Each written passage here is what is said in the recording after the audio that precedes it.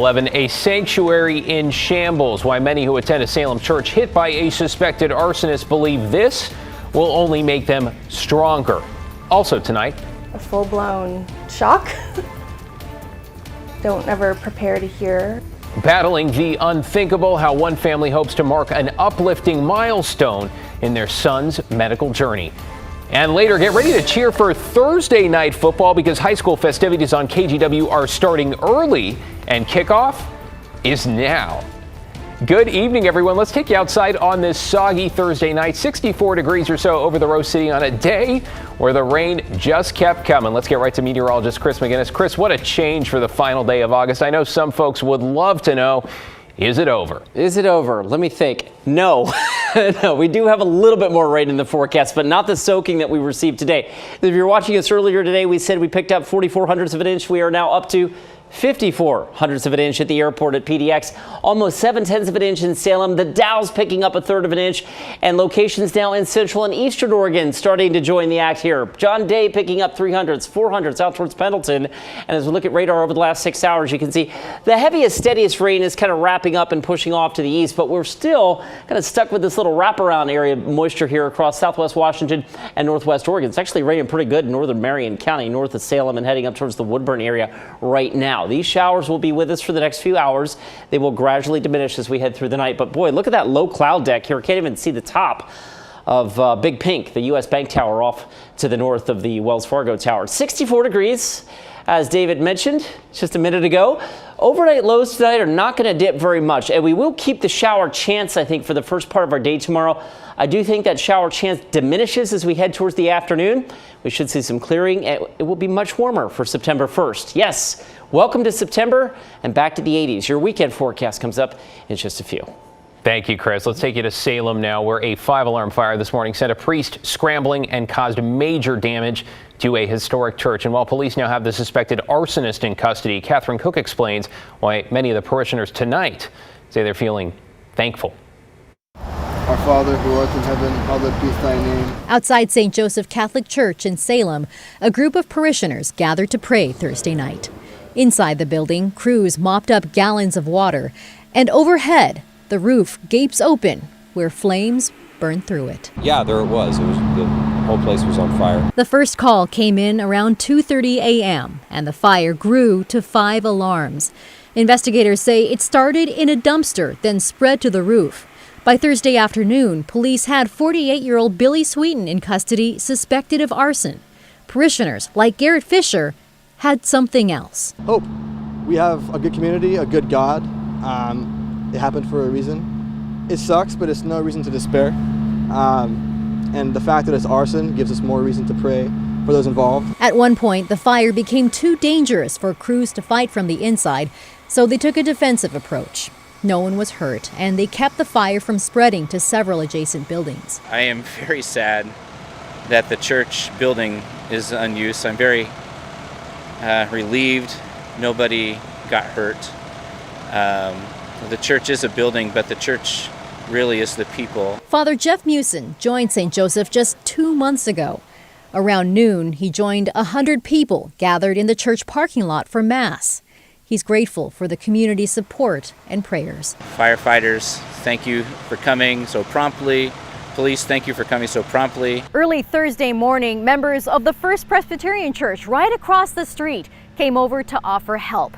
Since then, parishioners say so many others have stepped up to offer support. Like, one of the big families here is a truss business. Like, they completely work in roofing, and this is a roof fire, so we've kind of got it covered already. St. Joseph serves nearly 3,000 people and offers Mass in multiple languages.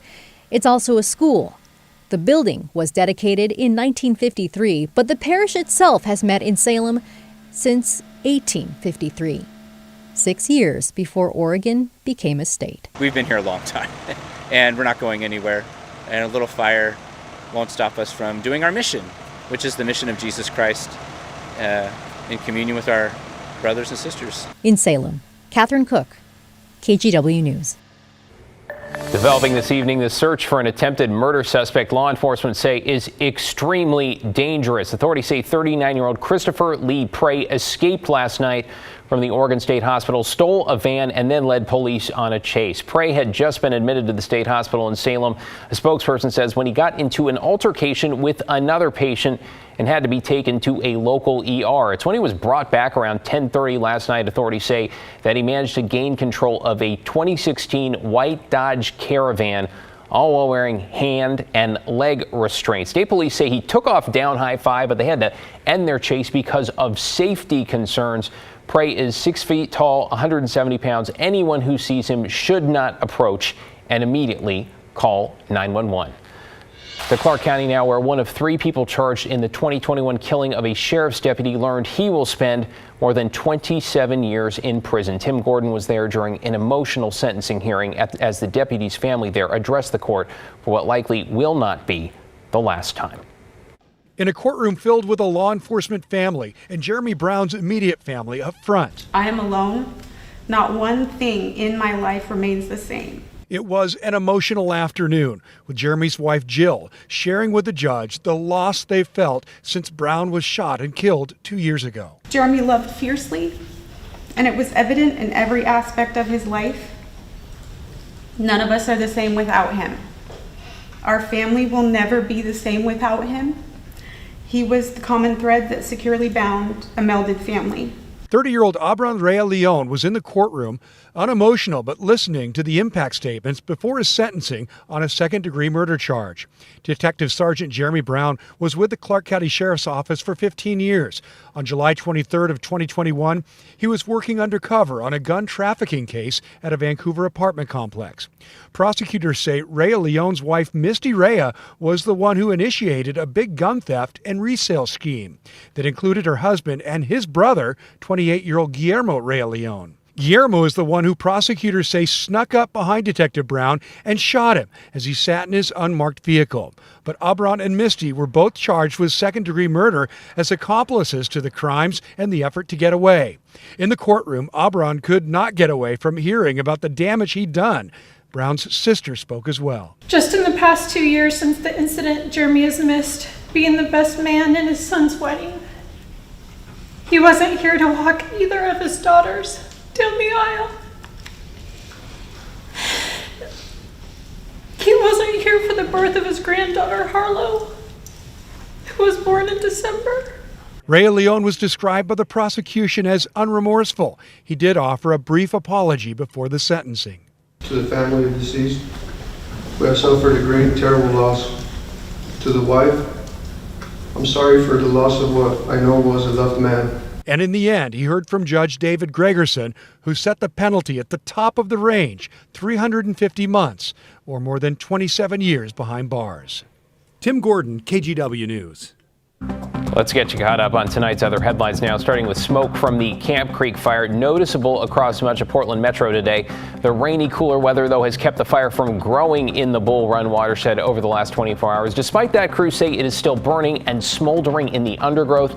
The blaze remains 0% contained. The Sandy Ridge wreck site and trail system are now closed. Portland's water, by the way, remains safe to drink.